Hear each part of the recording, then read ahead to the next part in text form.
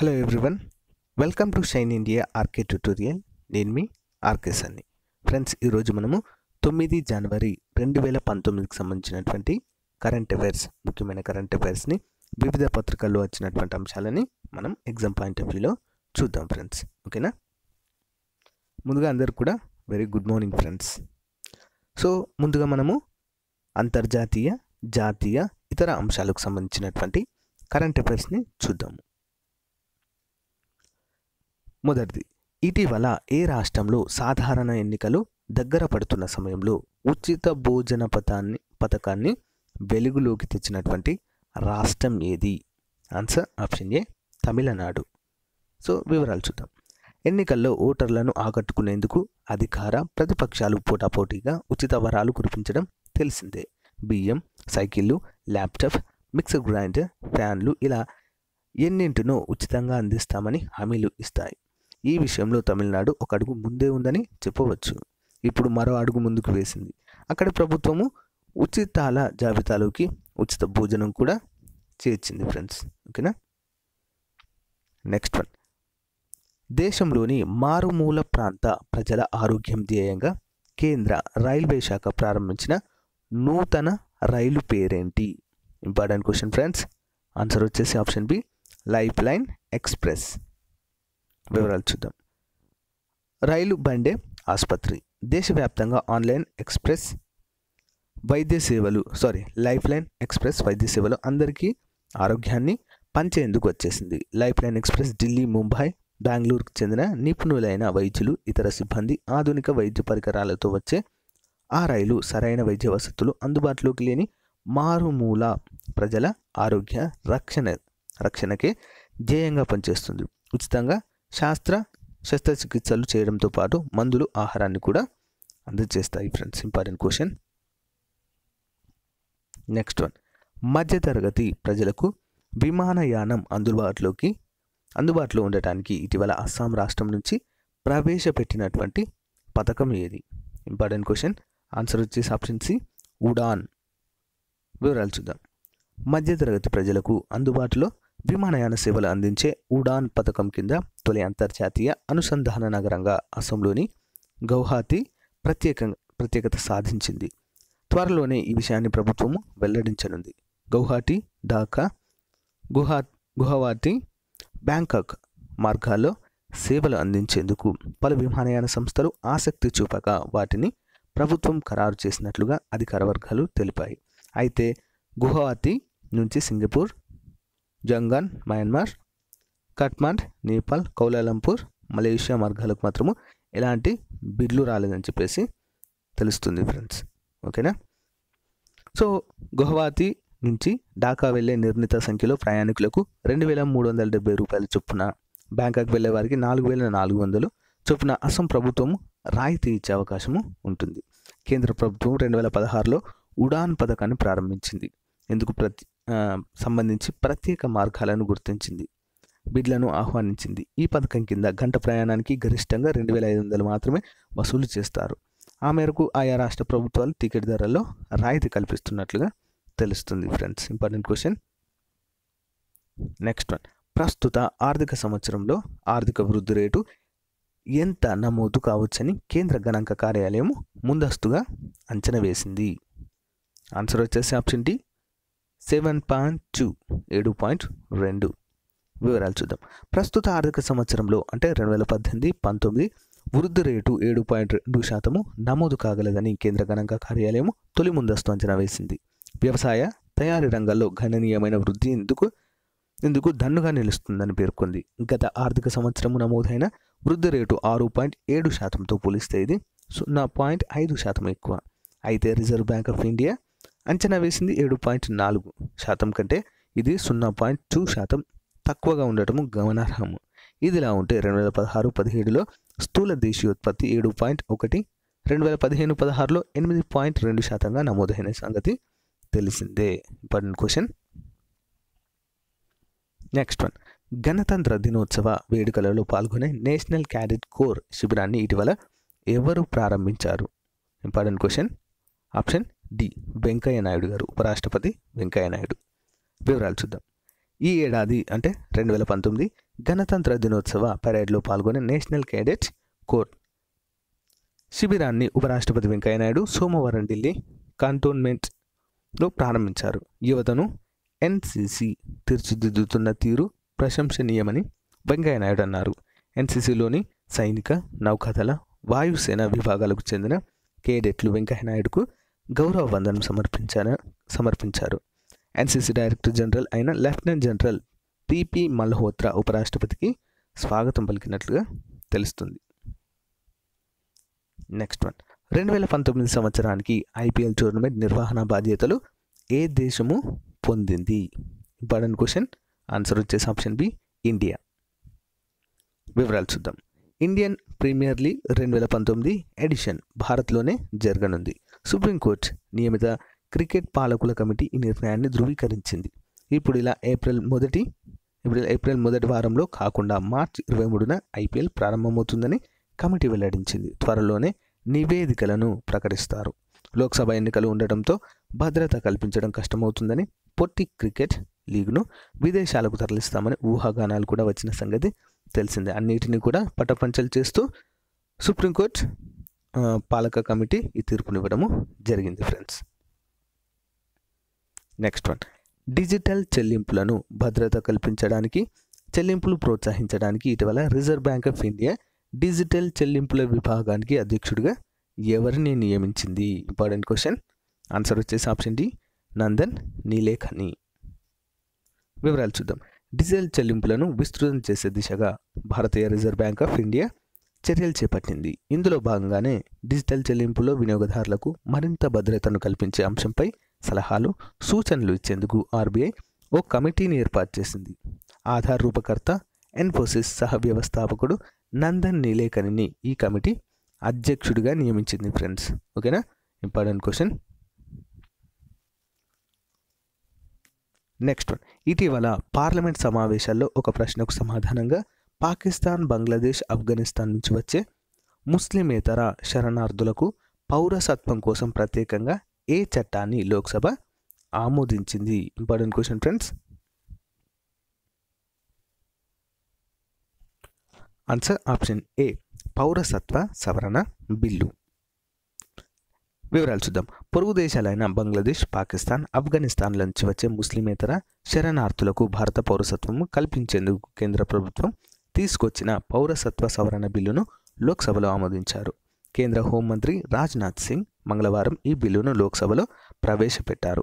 ఇరుపక్షాల ఆందోళన నడుమే ఈ బిల్లు ఆమోదం పొందినట్లుగా తెలుస్తుంది. నెక్స్ట్ వన్, భారతదేశంలోని అతిపెద్ద ఐటీ ఆధారిత సంస్థగా ఉన్న ఇన్ఫోసిస్ నుంచి సీనియర్ ఎగ్జిక్యూటివ్గా ఉన్న ఎవరు రాజీనామా చేశారు? Important question. Answer option B, Sudeep Singh. వివరాలు చూద్దాం. దేశీయ రెండో అతిపెద్ద ఐటీ సంస్థ ఇన్ఫోసిస్ నుంచి మరో సీనియర్ ఎగ్జిక్యూటివ్ వైదొలిగారు. Infosys energy, utilities, resources and services unit global head Sudeep Singh రాజీనామా చేశారు. దాదాపు 2 దశాబ్దాలుగా కంపెనీలో పనిచేస్తున్న సుదీప్ తాజాగా తన బాధ్యతల నుంచి తప్పుకున్నారు. అయితే ఆయన రాజీనామాకు గల కారణాలపై స్పష్టత లేదు. మరోవైపు ఇన్ఫోసిస్ కూడా దీనిపై స్పందించడం జరగలేదు ఫ్రెండ్స్. ఓకేనా? Important question. నెక్స్ట్ వన్, అంతర్జాతీయ ద్రవ్యనిధికి తొలిసారి చీఫ్ ఎకనమిస్ట్గా ఎన్నికైన భారతీయ మహిళ ఎవరు? Important question. ఆన్సర్ వచ్చేసి ఆప్షన్ సి, గీతా గోపీనాథ్. వివరాలు చూద్దాం. అంతర్జాతీయ ద్రవ్యనిధి IMF international monetary fund. So అంతర్జాతీయ ద్రవ్యనిధి సంస్థలో చీఫ్ ఎకనమిస్ట్గా తొలి మహిళ నియమితులయ్యారు. భారత్లోని కర్ణాటకకు చెందిన గీతా గోపీనాథ్కు ఆ పదవి దక్కింది. IMFలో అత్యున్నత పదవి పొందిన తొలి మహిళగా గీతా ఘనత సాధించారు.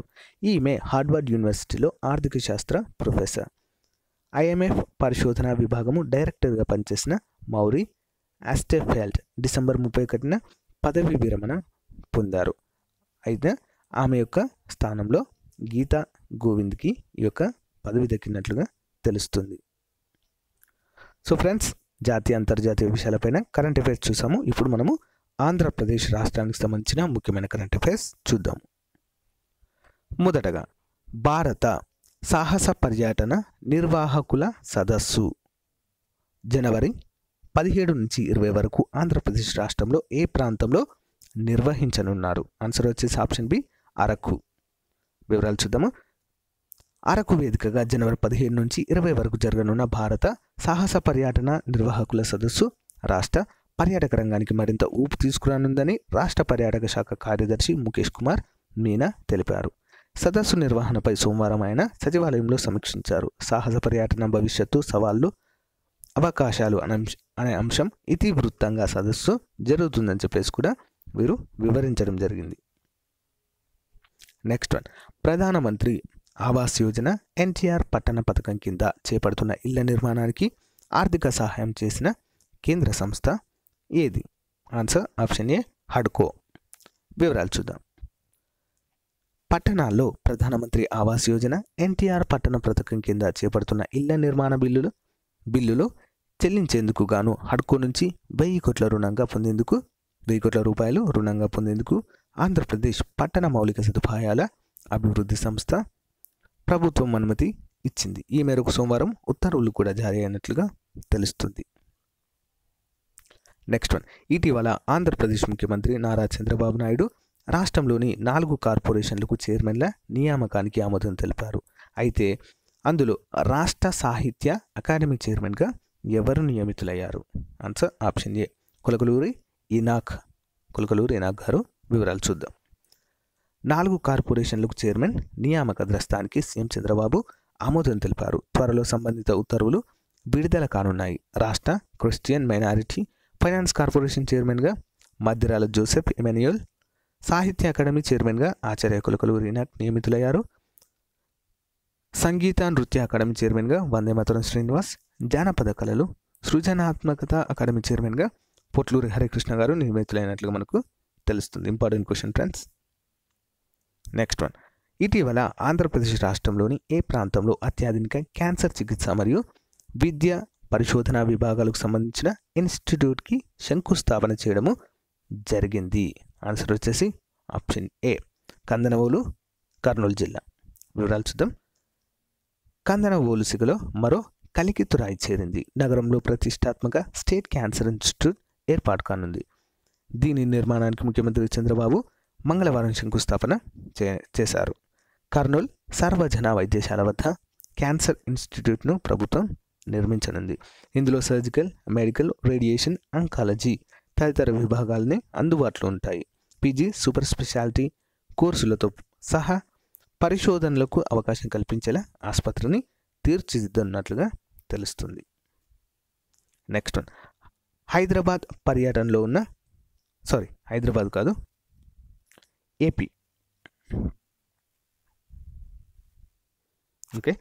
ఏపీ పర్యటనలో ఉన్న బ్రిటన్ మాజీ ప్రధాని టోనీ బ్లెయిర్ రాష్ట్రంలోని పరిపాలనకు సంబంధించిన ఏ విధానం అత్యద్భుతమైనది అని చెప్పేసి కితాబు ఇవ్వడం జరిగింది. సో ఆన్సర్ వచ్చేసి option A real time governance. ఓకేనా, వివరాలు చూద్దాం. రియల్ టైమ్ గవర్నెన్స్ పనితీరు అద్భుతం, అమోఘం, స్ఫూర్తిదాయకం అంటూ బ్రిటన్ మాజీ ప్రధాని టోనీ బ్లెయిర్ ప్రశంసల వర్షం కురిపించారు. సచివాలయంలో సోమవారం రాత్రి ఆర్టీజీఎస్ పనితీరును 45 నిమిషాల పాటు అత్యంతం ఆసక్తిగా గమనించిన ఆయన చివరగా ఏపీ ముఖ్యమంత్రి చంద్రబాబును ఉద్దేశించి అమేజింగ్ అంటూ కితాబునిచ్చారు. ఇది ప్రపంచానికి స్ఫూర్తిదాయకమని అభివర్ణించారు. ప్రకృతి విపత్తులను ఆంధ్రప్రదేశ్ సమర్థవంతంగా ఎదుర్కొంటున్న తీరు ముచ్చట గొలిపిందని చెప్పేసి కూడా ఈ కార్యక్రమంగా టోనీ బ్లెయిర్ పేర్కొనడము జరిగింది. సో ఫ్రెండ్స్, ఇప్పుడు తెలంగాణ రాష్ట్రానికి సంబంధించిన ముఖ్యమైన కరెంట్ అఫైర్స్ని చూద్దాం. మొదటగా, రాష్ట్రంలోని ఎన్ని పురపాలక సంఘాల్లో భవన నిర్మాణాలకు గాను అంతర్జాలం ద్వారా అనుమతులు ఇచ్చే వ్యవస్థను రాష్ట్ర ప్రభుత్వము ప్రారంభించింది? ఆన్సర్ వచ్చే ఆప్షన్ ఏ 68. వివరాలు చూద్దాం. రాష్ట్రంలోని 68 నూతన పురపాలక సంఘాల్లో భవన నిర్మాణాలకు అంతర్జాలం ద్వారా అనుమతులు ఇచ్చే వ్యవస్థను ప్రభుత్వం సోమవారం లాంఛనంగా ప్రారంభించింది. ఇల్లు, ఇతర భవనాలు నిర్మించాలనుకునేవారు అనుమతుల కోసం ఇక కార్యాలయాల చుట్టూ తిరగాల్సిన పని లేదు. అంతర్జాలంలో నేరుగా దరఖాస్తు చేసుకోవచ్చు. సంబంధిత పత్రాలను సమర్పించవచ్చు. వాటిని అధికారులు పరిశీలించి నిర్ణీత గడువులోగా అనుమతులు మంజూరు చేస్తారు. నిరాకరించిన సందర్భంలో కారణాలను కూడా తెలియచేయడం జరుగుతుంది. Important question. Next one, Telangana రాష్ట్రము ప్రతిష్టాత్మకంగా చేపట్టిన ఆపరేషన్ స్మైల్ ఫ్రెండ్స్. ఇది ఓకేనా, ఆపరేషన్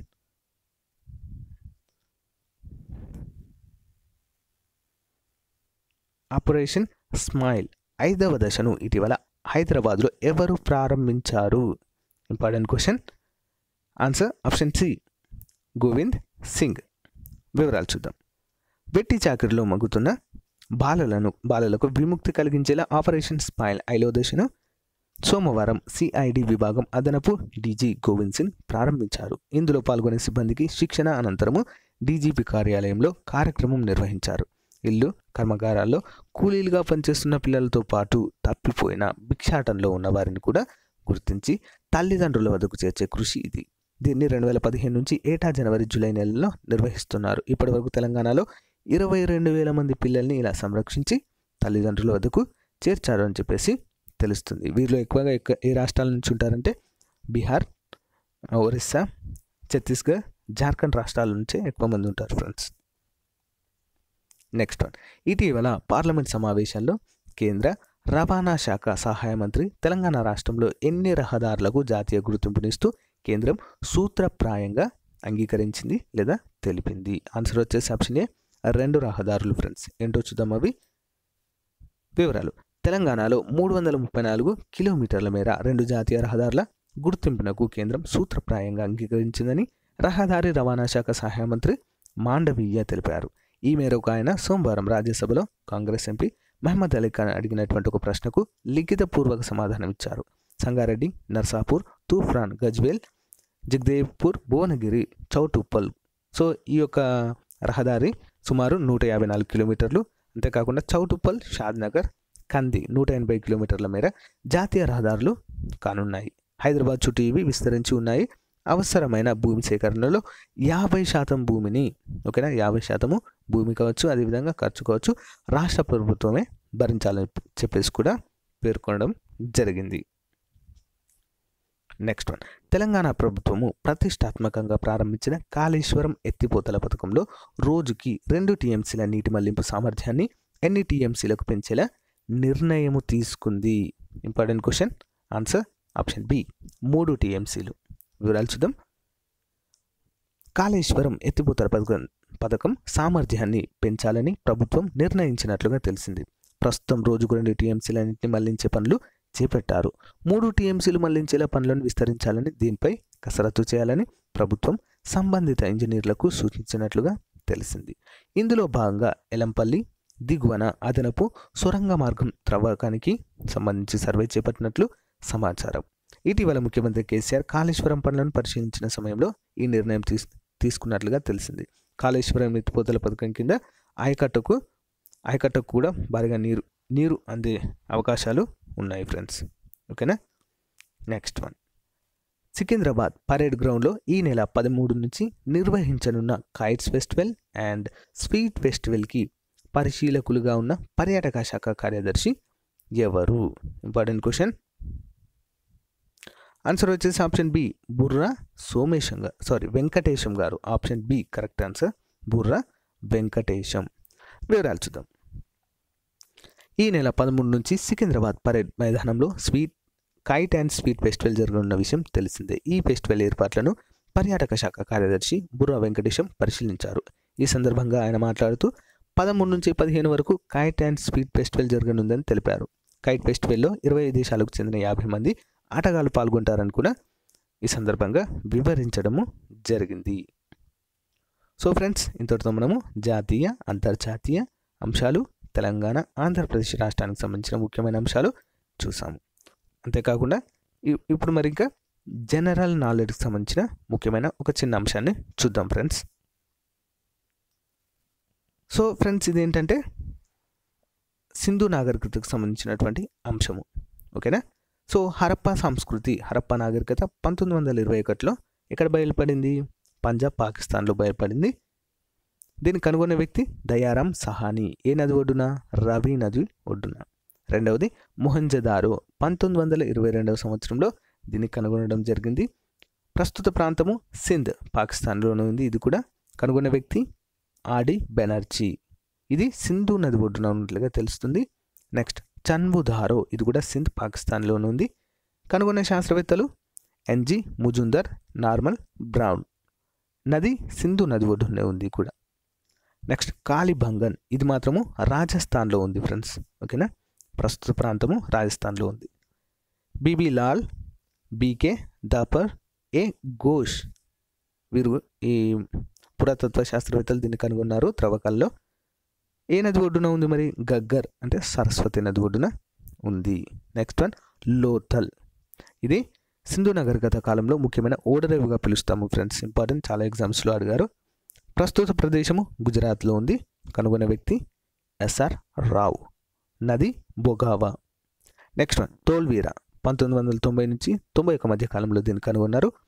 కచ్ జిల్లా గుజరాత్లో ఉంది. నెక్స్ట్ వన్ రోపర్, ఇది పంజాబ్ ఇండియాలో ఉంది. వైడి శర్మ దీన్ని కనుగొన్నారు. సట్లైజ్ నది ఒడ్డున ఏర్పడినట్లుగా తెలుస్తుంది. నెక్స్ట్ వన్ రంగాపూర్, గుజరాత్లో ఉంది. ఎంఎస్ వార్స్, ఖదర్ నది ఒడ్డున ఉంది. నెక్స్ట్ వన్ బన్వాలి, హిస్సార్ జిల్లా హర్యానాలో ఉంది. బిఎస్ ఆర్ఎస్ బిస్త్ కనుగొన్నారు. సరస్వతి లేదా రంగోయ్ నది ఒడ్డున ఉన్నట్లుగా తెలుస్తుంది. ఓకే ఫ్రెండ్స్, దీని నుంచి పక్కా 1 క్వశ్చన్ వచ్చే అవకాశం ఉంటుంది కాబట్టి మిస్ చేయొద్దు, గుర్తుంచుకోండి. ఓకేనా ఫ్రెండ్స్? ఓకే ఫ్రెండ్స్, ఇంతటితో మనము 9 జనవరి 2019కి సంబంధించినటువంటి కరెంట్ అఫైర్స్ని కంప్లీట్ చేస్తాం ఫ్రెండ్స్. ఓకేనా? నా క్లాస్ కనుక మీకు నచ్చినట్లయితే లైక్ చేయండి, మీ ఫ్రెండ్స్తో షేర్ చేసుకోండి. Thank you friends, have a nice day, by by.